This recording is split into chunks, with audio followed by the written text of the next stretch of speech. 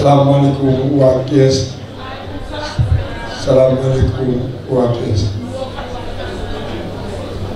maa ngi leen di nuyu yéen élèves yi ak seeni waajur ñi nga xam ne yéen a jàkkaarloo su ma jógee ci yéen maa ngi nuyu ki nga xam ne tey bu bis bi réussir c'est grâce à sa personne muy le colonel Diène Faye.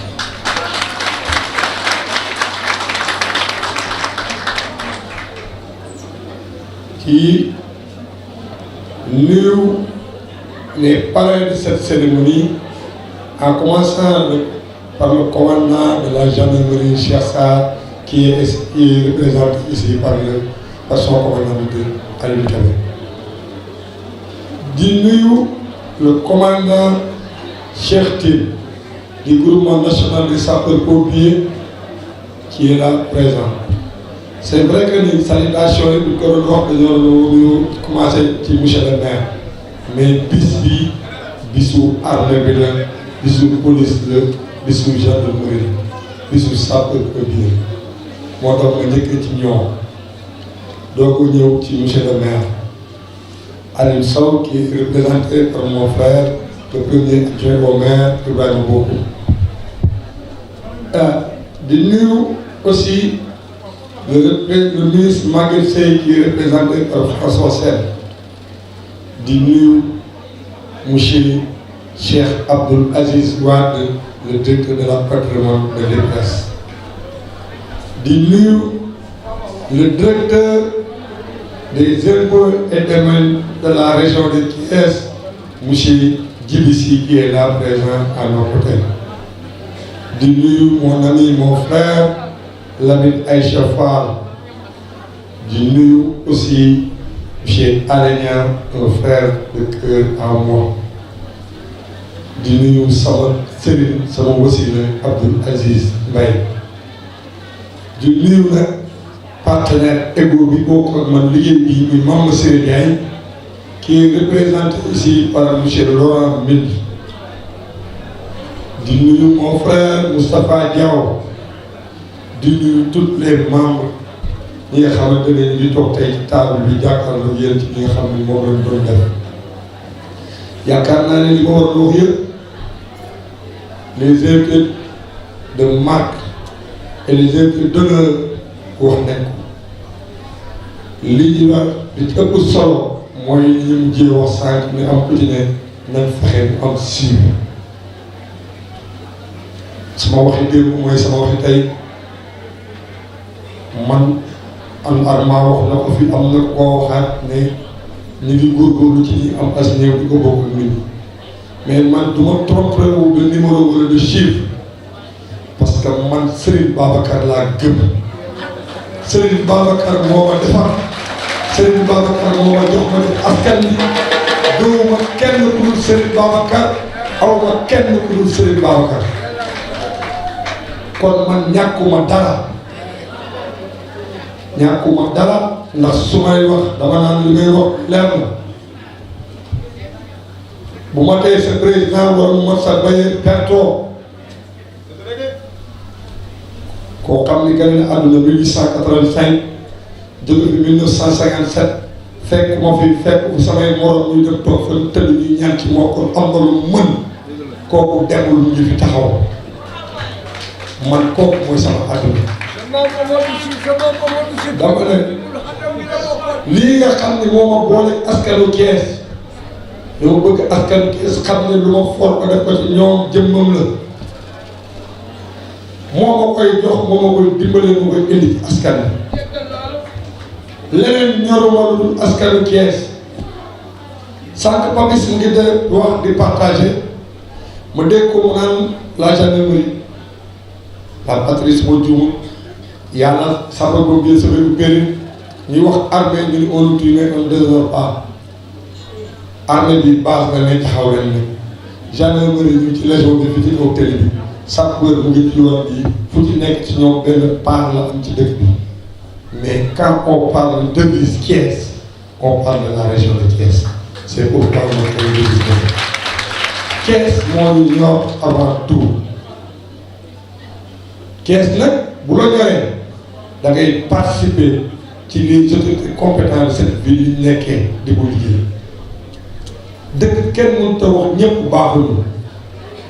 dama duggee ci kër lañ ne diw baax na diw bon na waaye Thiès am na ay autorités ak ay kilifa yoo xam ne bëgg nañu Thiès naan am na fi ay jeunes yoo xam ne bëgguñu lu dul Thiès jëm ci kanam kon ñooñu dama ne boo leen bëggee nekk il faut ngeen soutenir ces gens-là wax naa leen ko fi nee naa leen kenn du fi sa yaay manqué dara ba mu ne la jëlal sio bi nga dem kër diw da lay wax dama sa kër tànn kon kuy jàpp ki nga dëkkal dëgg gi mooy yéen da ngeen war a ànd nekk benn du ma wax nag ci mairie parce que mairie xam nañu fi jaar ñoom Armand wax na ko nee na leen yan la ñu wax loolu ba jàppale leen pour indi leen mais tey ces 170 jeunes qui sont là présents et on s'appelle même à former d'autres jeunes commandants jàppale ni colonel affaire bi jeexagul ça buntu la woon pour ñu ubbi pour jeunes yi ñëw aujourd'hui on a une demande de 160 élèves encore sur place kon je pense que li ñuy def gëm nañ ko xam nañu ne leen kanam te jeunes yi xam nañu lii dëgg la dama ne nit bu dem ci kër jàmm di liggéey ñu ko la ban diplôme nga am mu naan moom kër ga laa nekk c'est vrai que ni ñun li ñu am la ñu indi mais je sais que ni ça apporte quelque chose parce que ku yor attestation yor carte d'identité yor casier judiciaire bu la neexee déposé dem ci liggéey et c'est ça qu'on a réussi tey man je peux mënu ma def lépp moo tax ma ànd toutes ces autorités là di doon toog sama ak mes amis proches may ñaan pour ngeen soutenir ngeen bu lee bonne foi Thiès soit yéen xam ni Thiès leen yóbbu ci liggéey ngeen bañ leen a wutal xaar ma yàlla jàppale leen rek te yàlla tax moo jaay léegi naa ko sànq ci kàddoom mu ne le directeur bi si bi fi ñëwee yàggul mais nekk na fi ay at bëgg démb dégg naa benn témoignage am ku ne boo demee ngir léegi boo ko demee day mel ni kii def na 100 ans Thiès kon peut-être ouverture la par rapport à sa personne mais damay ñaan ci yàlla ngeen jàppante man si loolu laay wax saa su ne nañ jàppante nekk benn 2 groupes yi ma am fii pour le moment yéen élèves yi laay waxal vous avez 2 groupes groupe 1 groupe 2 ñu ngi 170 les 83 c'est des filles 87 c'est des filles kon je pense que jigéen ñi ñu ngi bay seen waar pour njëriñu dëkk bi ak njëriñu askan loolu ñu ngi koy rafetlu di ko di ci ñaan suñu borom mu yokk ko di leen convier aussi les 2 groupes man mënu maa nekk fenn am na lu ñu leen fi defal ci affaire defal na leen attestation les 10 premiers may nañ leen permis de conduire y a un promoteur bu leen may les 2 groupes groupe bu leen may leen 2 terrains pour bañ kenn échappé ci yéen wala kenn bu leen sama morom bi dañ doon seen i jàng ñu créer leen benn GIE defal leen financement boole leen ak formation bu bokkul ak bii boo xam ne c'est des formations personnelles yoo xam ne yéen a koy moom seen bopp kon le devoir du réseau a été accompli avec une complicité totale de membres CNM de la dépression tey groupe 1 kon da ngeen maa jox seen kàddu wóolu ma nekkal ma groupe 1 ak groupe 2 wutal naa leen ñaari pare benn bi groupe 1 bi jox naa ko ki nga xam ne mu ngi Thiès muy le chef de centre des impôts et domaines monsieur Djibi Sy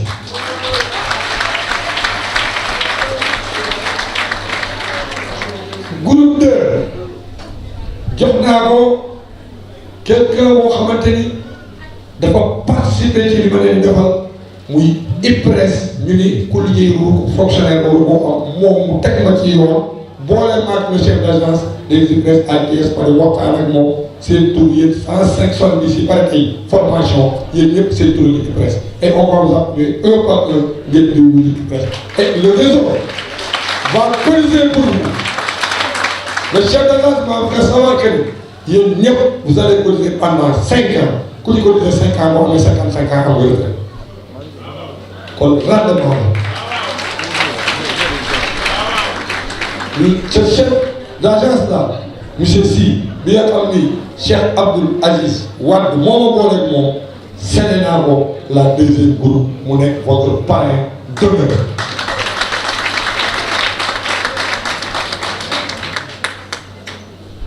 man na xam ngeen sama jikko dama leen koy wax saay su ne li ma booleeg yéen xam naa ko yàlla xam na yàlla lan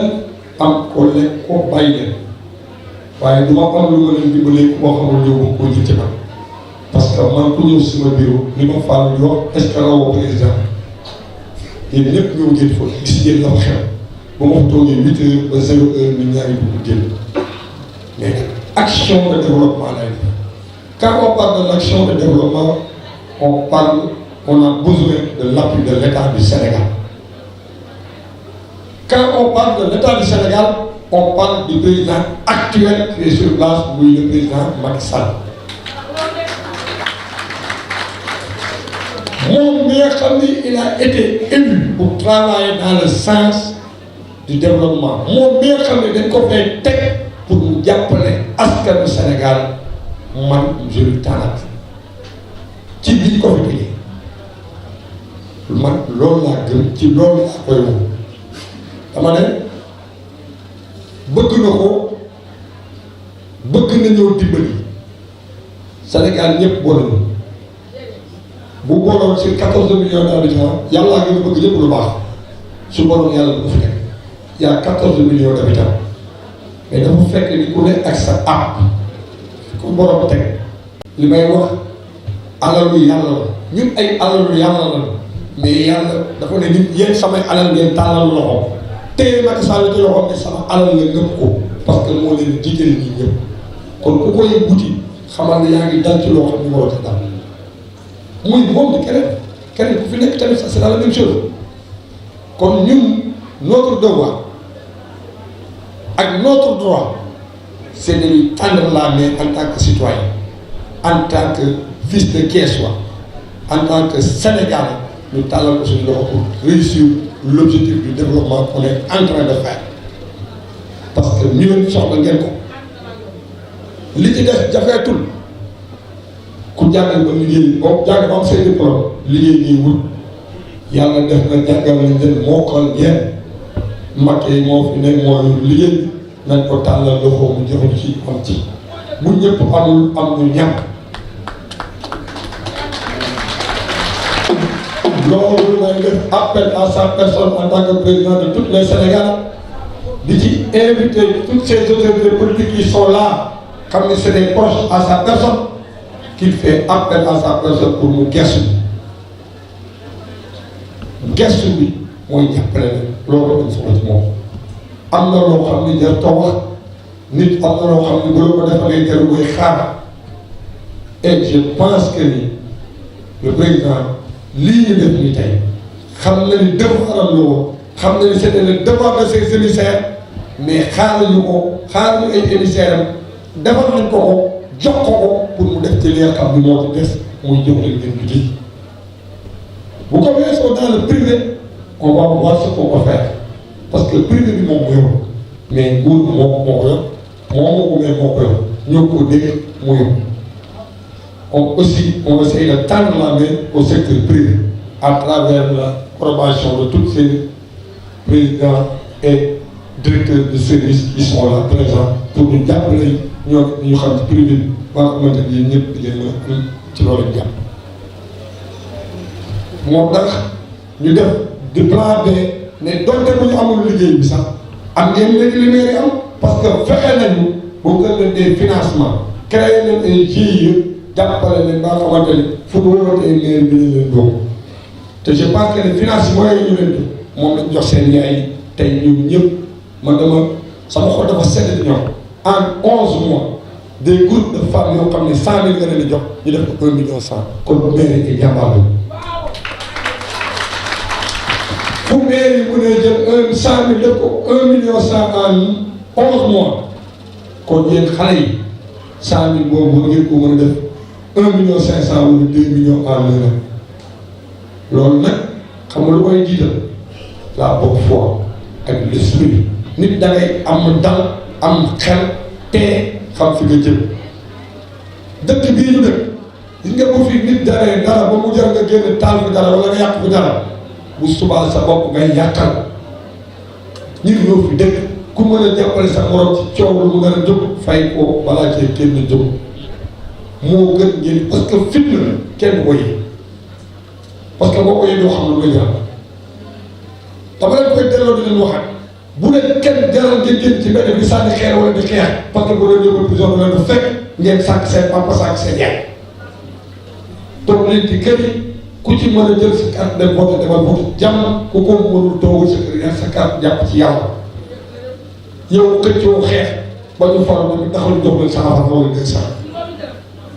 kon na ngeen gore ànd ak la bonne foi nekk ci posé xool ñi leen amal njëriñ fa ñu xool ngeen xool fa man de duma toog fii gis na Lamine may Aïcha Fall ma sentir ni mu ngi dimbali askan Kees xooluma ci def xam ka laay xool Lamine laay xool fu mu yàlla jëm parce que Lamine boo ngeen am adduna bi noonu lay doxe fii doo tëb rek ni diw la visé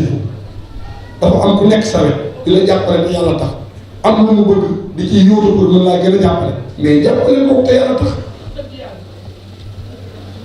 buñ jógee ci loolu dinaa dem tuuti lan ci mbokk politiciens yi leen toog ñu xas askan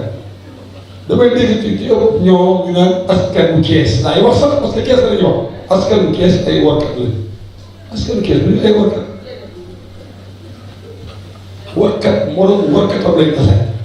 ku ci tëdd sa kër yor 10 millions maa ngi dem naxi waa Kees boo ñëwee ñu leen nax taxaw xaar la nax la lekk sa xaalis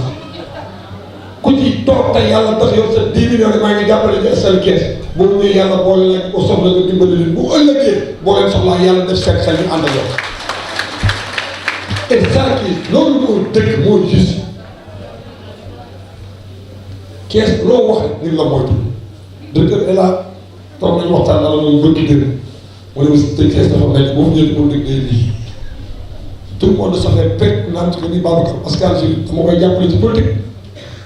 maa moom sama bopp man su ma neexee ma jàppale Babacar Pascal est-ce que kenn ci yéen ci réseau bi mos naa la wax kañ dem nga jàppale diw mosul ko wax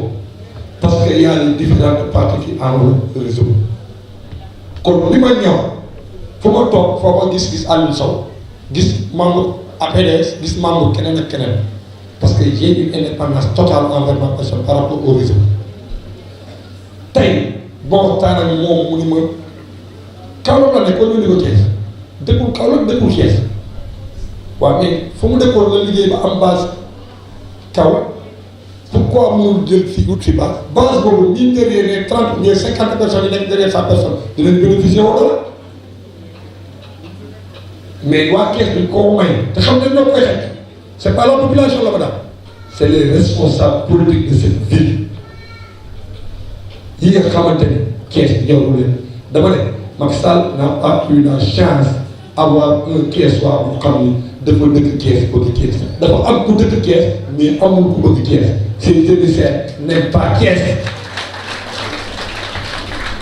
bu bëggee Kees jëm ca kanam am fi dara les jeunes sont là comme on le dit tout à l'heure le Baye Fall de Macky Sall avec ay jeunes comme c'est à la ñaari la ñeneen a ngi fi mais lan mooy suñu problème deux éléments compétents yoo xam ne ñoom ñoo la jëlee seen bopp indi leen par rapport à cette compétence ñoom la engagé ni ñuy wax Kees da ngeen a mës a gis man ma def cérémonie ñu ñëw toog kenn ci ñëw il a dit il est venu accidentellement et il pouvait sortir accidentellement man dérangé wu parce que laaj ma ci kenn parrainage loolu comment dirais-je encore parrain pour que jàppale ko wala ñu demander le soutien li ñuy def fii yëpp réseau de koy def ak Masserie peut-être ak d'autres partenaires yoo xam ne am naa mais aujourd'hui li ma mën a dimbale sama bopp ngeen dimbale ma ko mooy yéen ñi ànd nekk benn ma créé leen ay parrain tey on parle du directeur Djibi on parle de Cheikh Abdoul Aziz Wa directeur on parle demain on parle de Lamine Aïcha et d'autres personnes je vous dis que ni man Kees sama ñor Kees moom intéressé nañ leen dox ci loolu te xam ne ñii nga xam ne ñoo fi nekk ndimbal ma de wañëwee si nit ne c'est un parrain dañ leen mu jàppale leen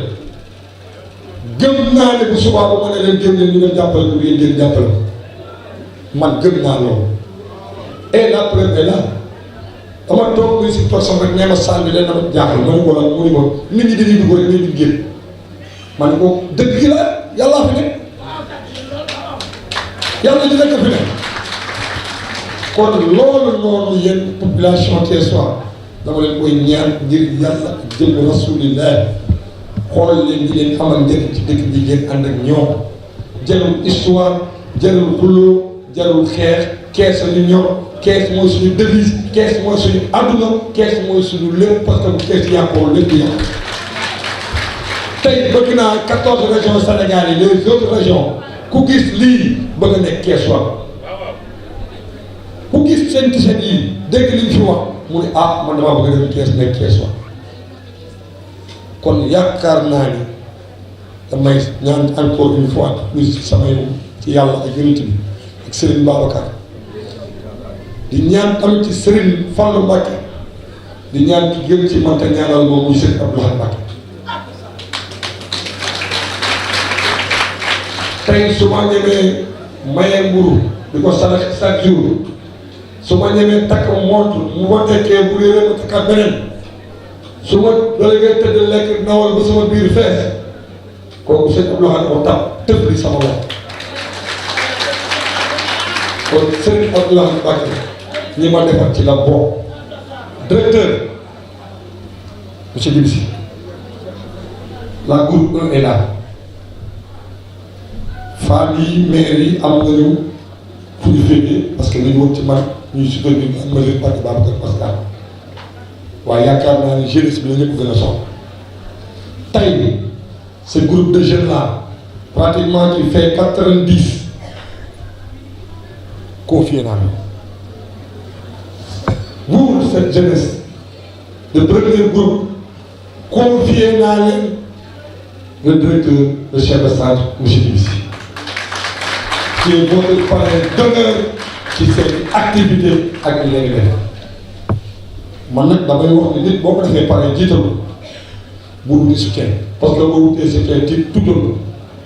indi leen li ngeen am mu indi li mu yor ngeen defar seen bis bu ñëw ko sa télé man noonu lay doxee que je pense que ni ngeen ci doxee groupe 2 seen parrain mu ngi doog a ñëw 5 muy Cheikh Abdoul Aziz Wade moom mooy seen parrain moom laa leen séddee bu leen ko fonkol leen ko seen bopp ci lépp loo leen xewle wut leen li ngeen am dem école table bi ne ko parrain ñu lii la ñu am la mu am ngeen boole ko ngeen am def seen bis bale boole am ci leneen bu boobaa la seen événement parce que boobaa seen diggante ak ay day doon dëkk parce que li ngeen di seet ak moom yéen ak moom kese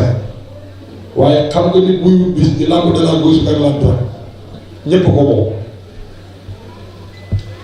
te yàlla bu kenn moom kenn yàlla ñu yàlla moom ak boppam moom rek ba nga xam ne bu ëllëgee mu ci dina colonel di la remercier encore une fois de plus di la remercier encore une fois de plus man nag un frère un ami laay jël mu doon sa parrain muy Lamine Aïcha Fall moom laa la dégg confié naa la ko et je sais qu'il verra bien kon ah Lamine colonel la ñu moom moo formé xale yi moom moo jàngal xale yi li ñu xam tey jox naa la ko dégg naa la voilà ba tey baax na vraiment kontaan ci bis bi rafetlu ni leen taxawee kees moo ñu ñor ñii toog ci table bi jàpp leen di seeni bis suñu bis la nit nag boo bëggee mu dimbali la ngay taxaw ci wetam koo taxawul ci wetam bu gëstoo bu la gisul du la dimbali ñii nag dañoo pare pour dimbali leen damaa bëgg ngeen pare taxaw pour dimbali leen yéen jeunes yi laay waxal faites une délégation ngeen dem xool yi vingt parrains yi nga xam ne jox nañ naa man ñu xool ñoom ñu ngi ànd ak yéen ci projet bi leen jox déjà vous avez un projet ñoom li ñu mën mooy jël seen seen i xarit seen i am di jàmm yi nga xam ne xam nañ leen di jàppale leen encore une fois di faire appel au président de la République Macky Sall parce que mënu ma ko bañ di wax parce que l'objectif de cette réunion L'objectif de cette cérémonie, l'objectif de cette formation a besoin de la main du président de la République Macky Sall. nañ leen ko tàllal loxo en tant que président de tous les Sénégalais pour mu jàppale ñu ci bis bii nga xamante ni moom lañ doon célébrer pour ñi nga xam ne xale yi génn yor seen attestation pour ñu am ci lu jàmm di leen ñaanal yàlla dafa ñëpp jàmm dafa ko àdduna bi ba mu incha allahu karim déwén dañ formé waat fi yeneen 200 jeunes yoo xam ne ñu ngi wax ak ñoom vraiment. gannaaw ba ma nuyoo mbooloo mi tedd mi fi teew ñu ngi fësal suñu mbégte ci invitation bi ci suñu frère Habib Kane def pour ñu teewe ndaw yi nga xamante ni dañ leen doon tàggat ci wàllu kaaraange pour jébbal leen seen ay lijaasa. Habib ñu ngi lay gërëm ci vision bi nga am ba xam ne jamono jii ñuy dund dafa doon jamono joo xamante ni kaaraange kenn waru ko bàyyeeg askan wi muy kaaraange muy safaan wa lépp dafa war a doon lu ñuy wax institutionnel maanaam dafa war a doon loo xamante ni nguur moo koy saytu moo koy yor moo cay dogal waaye dañuy dund jamono joo xamante tey jii boo seetaane doomu aadama yi ku ci nekk di nga jël sa kaaraange yoral ko sa bopp loolu mooy indi buñ la defee dara nga def dara amatul buñ la defee dara nga dem ci yoon bokk na ci nga xamante ñooy xeex loolu tey ñu jël ndaw yi ñi nga xam dañu cee toll di leen tàggat ci wàllu sécurité ndax buñ la ci tàggatee di nga xam parce que ñàkk xam mooy indi ngay dugal sa bopp ci leneen kon loolu bokk na ci li ñu mën a tuddee maanaam contribution yu majeure yi nga xamante ni Habib Kane mu ngi koy def fii ci Thiès ku fi nekk tey jii xam nga njariñam ku ci nekk tey jii am na loo xam ne jóge na ci moom tey jii laal la yaa ngi fi moo tax nga teew fi tey kon Habib du ñu guddal dañuy rafetlu rek vraiment parce que loolu bu amutoon kon li nga fi dajale tey doo ko fi dajale gis nañ fi gendarmerie nationale gis nañ fi mairie gis nañ fi sapeur pompier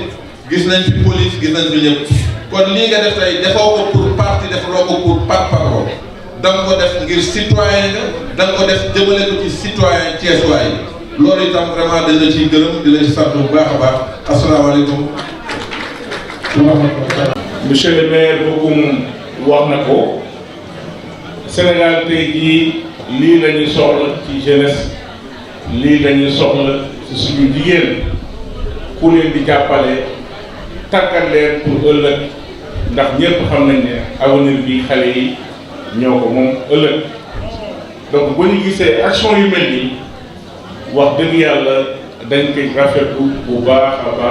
baax di encourager Habib di ko ne fu mu teg tànkam foofu la mu fa teg ndax kat nit ku amal askan wi njëriñ wax dëgg yàlla kooku mooy nit di jàppale sa bopp di jàppale jigéen ñi di jàppale jeunesse bi je pense que loolu dañu soxla Habib donc wax dëgg yàlla mention spéciale xamal ne daal ñoo ngi sa gannaaw on est à ta disposition ci démarche boobu incha allah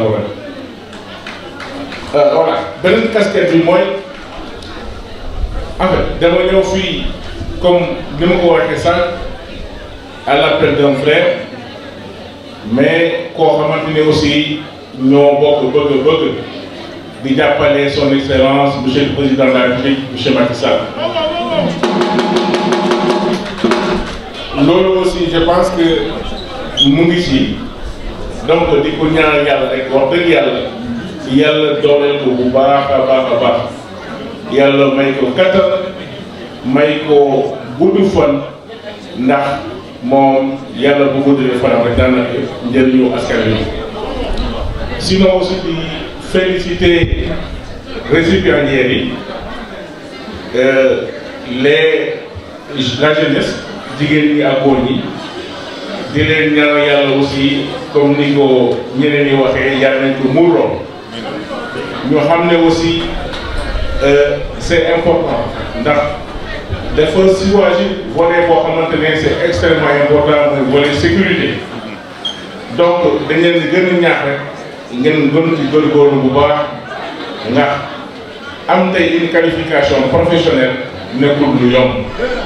voilà donc maa ngi leen di féliciter encore di ñaanal suñu xarit Habib yàlla jàppale ko bu baax a baax a baax en tout cas kontaan naa bu baax donc di ko remercier di rafetlu bu baax suñu teewaay bi jërëjëf. Monsieur le Président du réseau d'appui pour le développement de Thiès, Messieurs les parrains, Messieurs les honorables invités, chers parents, chers camarades et frères, bonsoir. Messieurs et dames, après avoir remercié le Tout-Puissant Subhanahu wa Ta'ala, nous remercions son messager Mohamed Ibn Abdallah, mais nous remercions également nos parents qui sont là présents aujourd'hui. Monsieur le Président,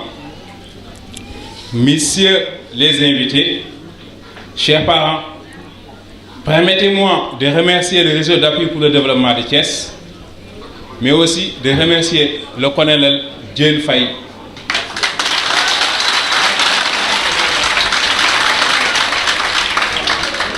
Remercier le colonel Diène Faye pour ses connaissances, pour cette formation qu'il nous a transmise et ces moments exceptionnels qu'on a passés ensemble pendant 15 jours.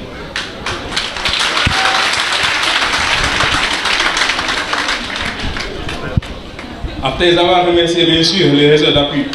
et le colonel Diène Faye, nous remercions également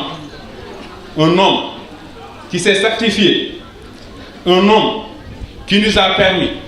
un homme sans le soutien de l'État, sans le soutien des autorités, sans le soutien des hommes politiques, s'est donné corps et âme pour la formation des jeunes qui sont là aujourd'hui. Je veux nommer bien sûr le président Habib Kane.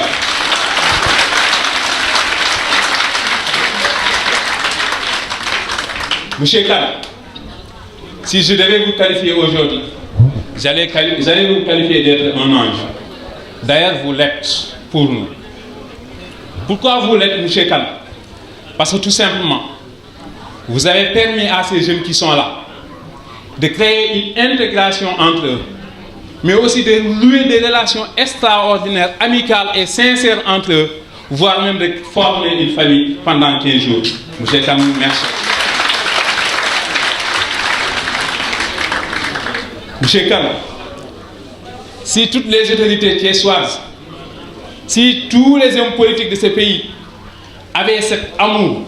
ou bien cette vision que vous avez pour la population thiessoise, ce Sénégal émergent tant chanté par nos dirigeants allait être une réalité absolue. Monsieur Kane, ce sont ces sentiments qui vous animent jusqu'à que vous ayez comme devise ce que vous voyez mentionné sur nos t-shirts, Thiès, ndax moom kese moo la ñor, bien sûr, et votre vénérable Khalif Seigneur Ababacar Sy que vous portez dans votre cœur.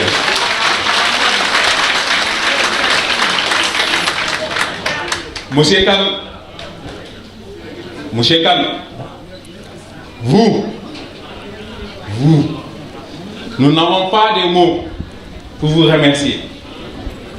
À part, bien sûr, pour vous soutenir sur ce combat que vous avez, vous aidez à élargir cet amour que vous avez, mais aussi à porter ce combat. Moo taxit tey ñu yokk ci sa devise bi Thiès rek moo ñu ñor billahi moom la ñuy gëm monsieur Kane et nous allons vous aider sur ce combat. Sans être long, monsieur, parce qu'il y a mon camarade qui est là, je vais lui passer la parole, il va essayer de transmettre l'histoire en Wolof. Nous allons vous remercier infiniment, remercier le réseau d'appui, remercier aussi nos parents qui sont là, remercier nos parents qui sont là, Merci beaucoup et bonsoir. Monsieur Habib Kane, Monsieur le commissaire Diène Faye, Monsieur Djibi Sow et chers invités, merci d'être venus assister à cette cérémonie de remise de diplôme. Ce fut un véritable honneur pour notre promotion de faire partie de cette importante formation, à la suite de laquelle nous sommes devenus ainsi, pourrais-je le dire, plus matures. Matures dans le sens où nous avons acquis plusieurs compétences, tant sur le plan éducatif que moral. Nous avons non pas seulement appris l'assistance à autrui sous diverses formes, mais surtout nous avons appris le sens de la responsabilité, de la citoyenneté et du bien-faire.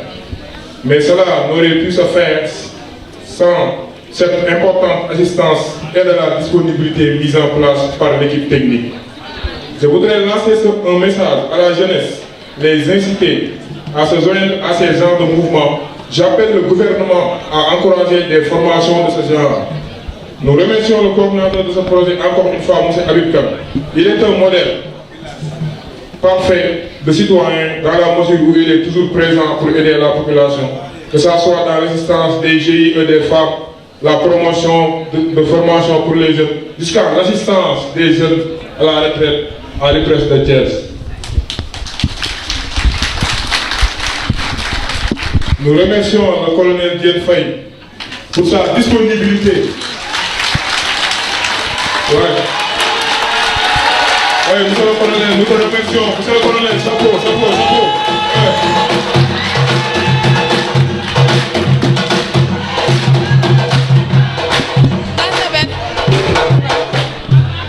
Les gars, je voudrais vous dire pourquoi on remercie le colonel Diène Faye. Non seulement sa disponibilité, mais ses compétences, son humilité, son ouverture d'esprit, ainsi que toute son équipe des sapeurs-pompiers et ses partenaires qui étaient passés là-bas, là-dedans du Presta. Nous remercions l'équipe qui nous ont formés du début jusqu'à la fin. Et mesdames et messieurs, chers invités, merci beaucoup, que la fête soit belle. di Habib bi mu mujjee ñëw sama bureau dañoo waxtaan lu yàgg mu wax ma yëngu yi muy yëngu ci Thiès ma ni ko li ngay def ci dëkk bi gis nañ ko te luñ ci mën dinañ la ci jàppale. ba ki démb la ma woo ni ma dafa am benn cérémonie bu mu bëgg a tenir ma ne ko sama loxo ci dugg incha allah.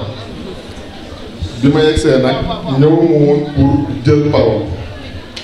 ndax xam naa ne li ma raw ñi fi jot a wax nañ lépp. sëñ Habib mii toog ñëpp xam nañ liggéeyam ci biir dëkk bi kenn naataangewu ko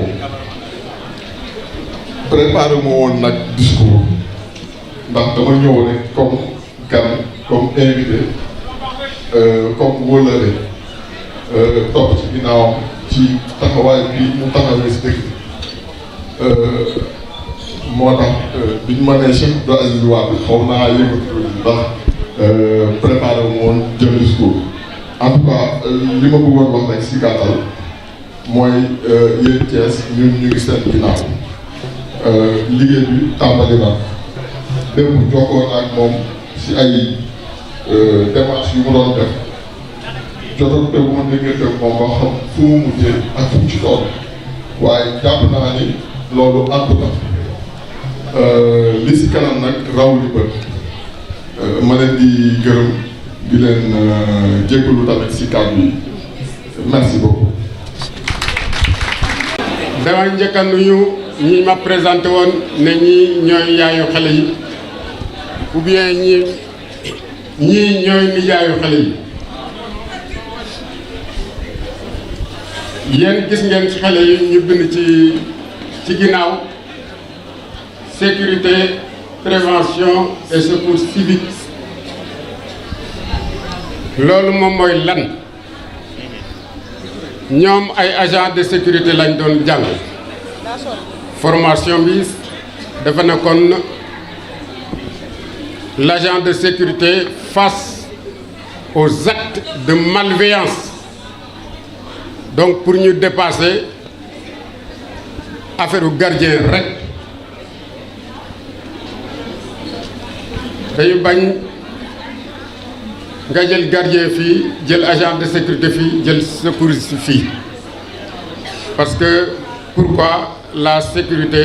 elle est globale à partir du moment où jël nañ la fii teg la fële ne yow agent de sécurité bi yow sa première mission mooy assurer sécurité des personnes et des biens donc kooku nga xam ne day assurer sécurité des personnes et des biens war na normalement bu fekkee malfaiteur jëfkatu lu bon mu ngi dugg war na ko mën a maîtriser ou mu informer chef am mais aussi dañ ne kooku dugg mën na def dem lakk fi ngeen nekk donc agent boobu war na mën a def dara balaa pompier ñëw pompier day ñëw fay lakk bi mais moom war na def dara du dara xew rek nga ne pompier kaay fii lakk na après correcter sa loxo loolu la ñuy bañ ci agent de sécurité mën na am aussi mu am koo xam ne dafa am problème ci kii bi dafa ñëw peut-être ci banque bi mais am malaise foofu donc agent de sécurité moom war na mën a dimbale kooku aussi donc ñetti façon yooyu lañ jàngal xale yi leer na voilà loolu lañ jàngal xale yi buñ ñëwee nag ngeen def leen ñu tari à part ça monsieur le maire autorité administrative autorité coutumière autorité locale monsieur le président du réseau messieurs, mesdames les invités, chers élèves, membres du réseau, la cérémonie qui nous réunit aujourd'hui marque la fin d'une formation intitulée Formation d'agents de sécurité,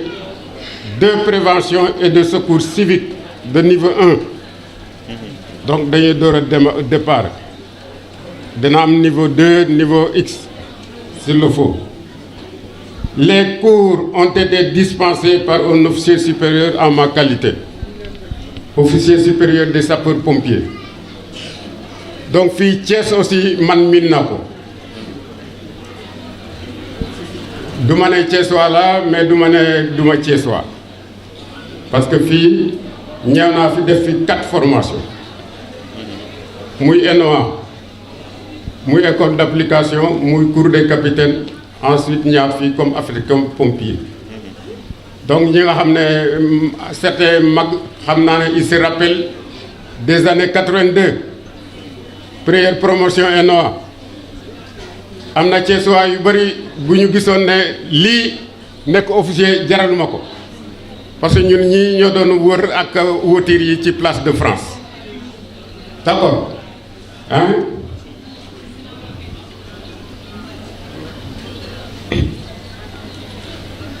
Donc je suis officier sapeur-pompier retraité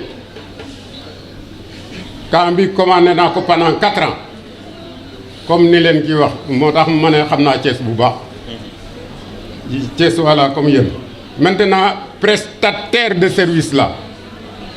comme ni ko administrateur bi waxee agence dalal bi Presta moom moo nekk en collaboration avec le réseau donc ñoom lañ wax ne dañ bugg formation comme foofu laa nekk ñu ne moo ko leen ndax mën naa ko def ma ne mën naa ko def parce que ñii samay doom samay jarbaat laa amal affaire donc mën naa ko def et je suis prêt aussi à recommencer s'il y avait à refaire. Je suis à leur disposition, je suis à votre disposition wax naa leen ko. Moi, c'est de tout, s'il vous plaît. Bon, pour moi, c'était l'occasion de faire comprendre aux populations et à toutes les couches de la société ce qui suit. De nos jours, il faut reconnaître que l'exigence des populations est devenue grande et légitime.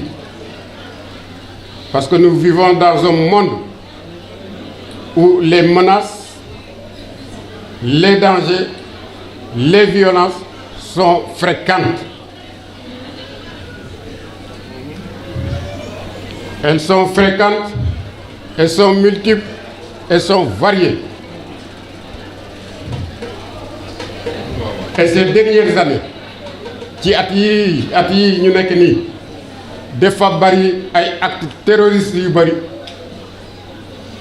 Dafa bari ay actes terroristes bu amul Thiès aussi mën ngeen ko dégg dans les régions intérieures ou bien dans d'autres pays. Terrorisme bari na. Aussi violence. Tous les jours que Dieu fait, rendi nañ ci lakk nañ ci leen et cetera yooyu aussi bari na. Te bu amee dama bëggu agent yi ma formé nii ñu mën a def dara balaa waa gendarmerie ou waa police ñu ñëw. Aussi dama leen ne yéen vous êtes le premier maillon de la chaîne de secours. Le premier maillon de la chaîne de secours parce que ñëpp xam nañ ne ni ñu doon defee sécurité classique la xawoon nañ ko dépasser ou bien c'est à améliorer. Te dañ leen ne les populations sont exigeantes maintenant du point de vue demande de secours. Ñii yéen ñii bu ngeen jotee seen diplôme léegi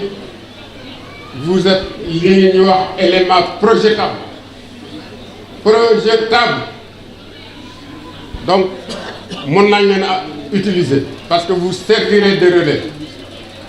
entre les populations et les forces de défense et de sécurité qui sont ici présentes. Donc ci koñ bi ci gox bi ci yéen la ñuy njëkkee parce que le premier secouriste c'est vous, le témoin, celui qui habite à la maison. Vous êtes les premiers secouristes. Comme ni ko kii waxee léegi amul dara xew sa kër nga korose sa loxo ne pompier ñu ngi ñëw donc da ngeen mën a war a def dara.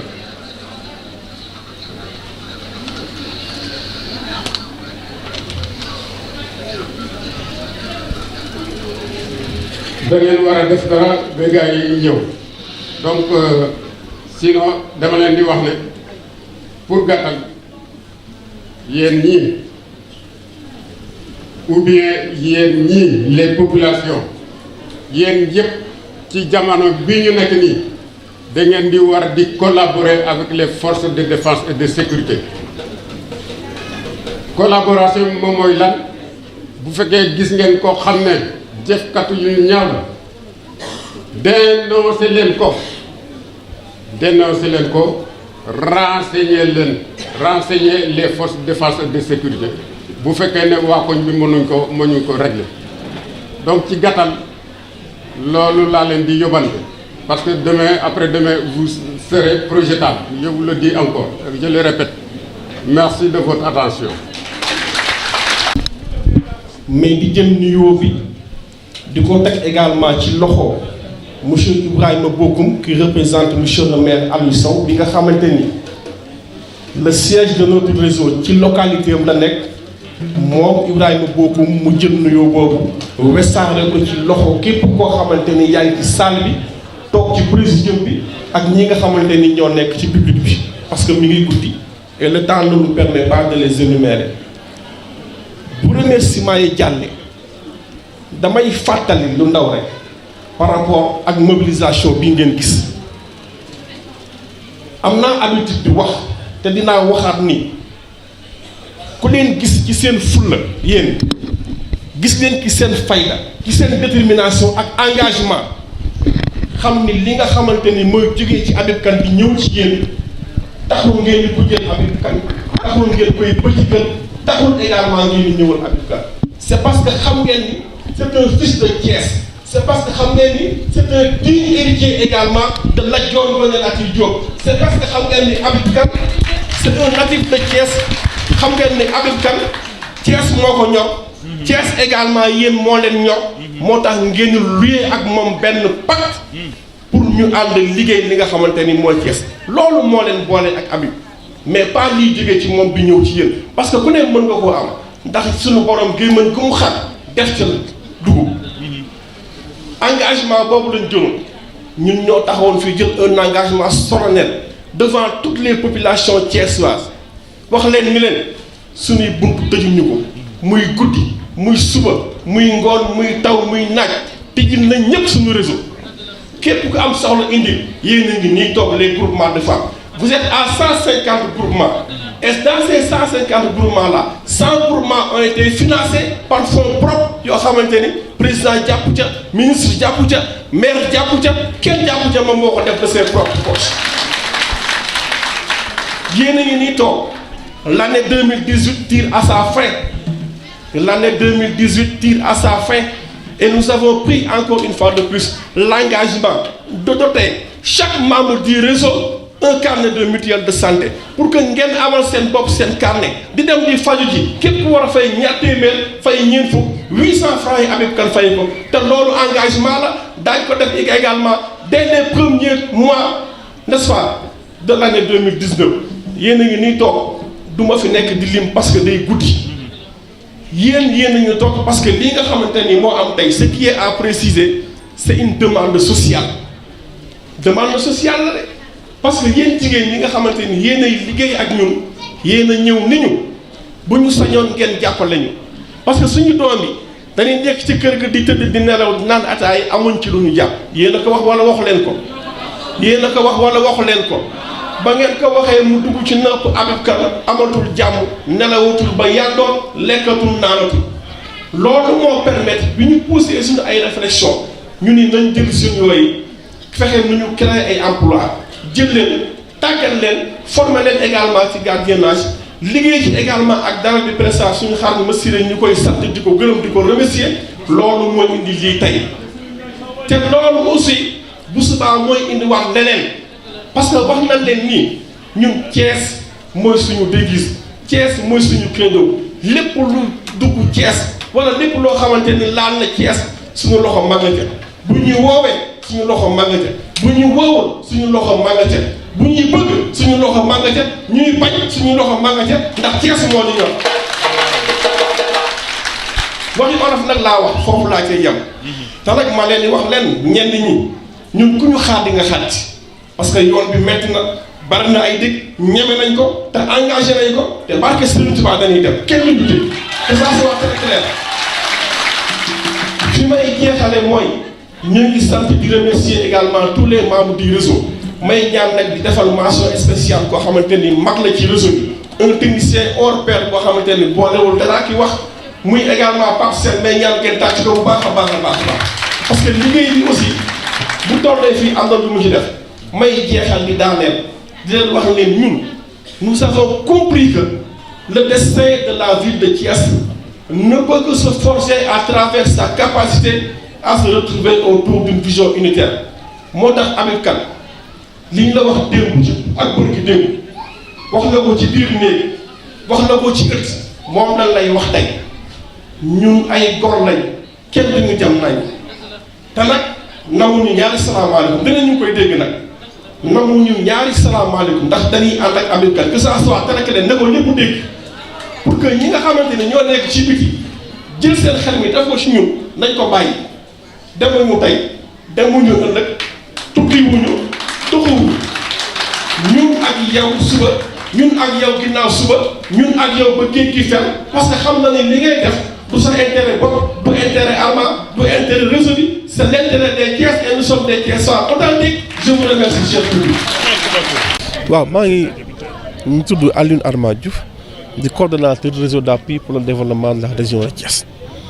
alors li nga xamante ni moo waral daje mi mooy engagement boo xamante ni jëloon nañ ko ak Thiès waay pour wax leen ni gis nañ ni politique bi dafa dem ba dafa dominer xol yi dominer nit ñi ba gars yi amatuñu sax benn cadre boo xamante ni dana am 90% des Thiessois yu converger vers ce cadre là ñoom initiative créer réseau bi pour dajal doomu Thiès yëpp ak foo mën a bokk nag moo xam ci opposition la moo xam ci mouvance présidentielle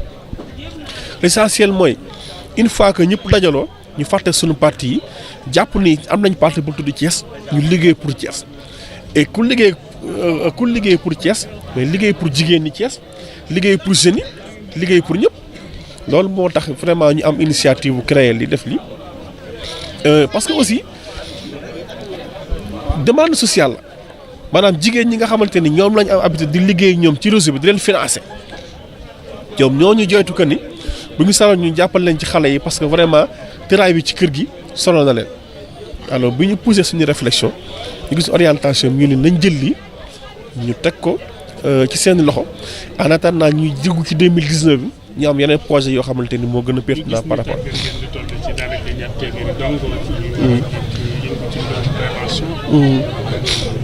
tey jii am ngeen yeneen projet yoo xam ni envisagé ngeen ñu ngi waat ci ndawu Thiès yi que ñu romb wàllu tey waaye ñu wax ay place. waaw effectivement am na yeneen yu ñu envisagé ci 2019 bi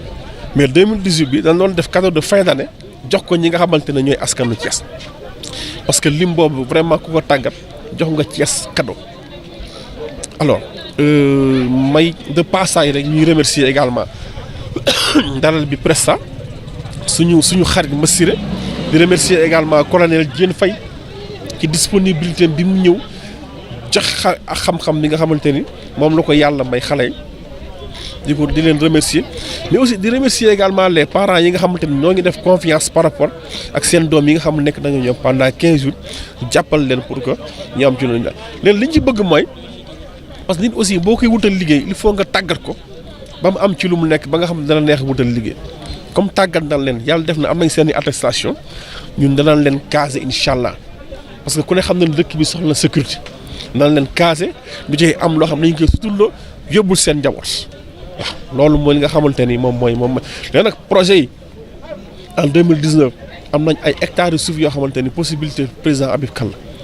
daañu dajale waat doomu Thiès yi former leen également ci wàllu nu ñuy liggéeyee suuf